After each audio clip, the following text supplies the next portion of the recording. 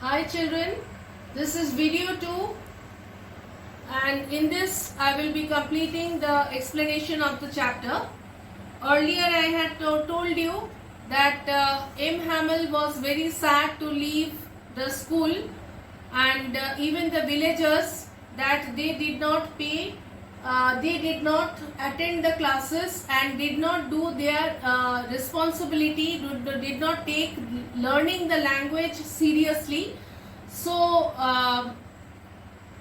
while the students were writing in the class, there was pin drop silence and Franz could hear the pigeons cooing on the roof.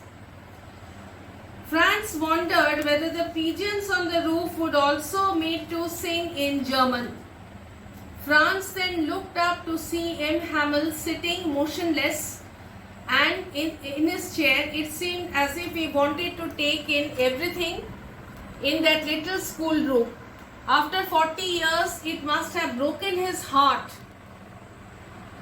to leave the country, but he was determined to teach till the last moment. Whatever little bit he could impart, he tried his level best to teach the French language. During their last lesson in history, Franz noticed that Hauser had put on his spectacles and was trying to spell the letters. He could see him crying and the boys trembled with emotion.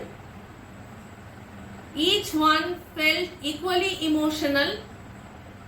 Franz never forgot the last lesson. At 12, it was time for the class to get over. They heard the trumpets of the Prussian soldiers returning from the drill.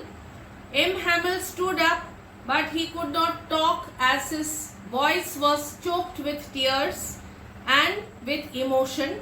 All he could do was to write "Vive la France," meaning to say "Long live France," on the blackboard, and then he took the support of the wall and without a word signaled them to leave the classroom. And that is all about the lesson. After this, I will be giving you the important textual questions which I guess you will all be able to write. I will give you brief points and few thematic questions.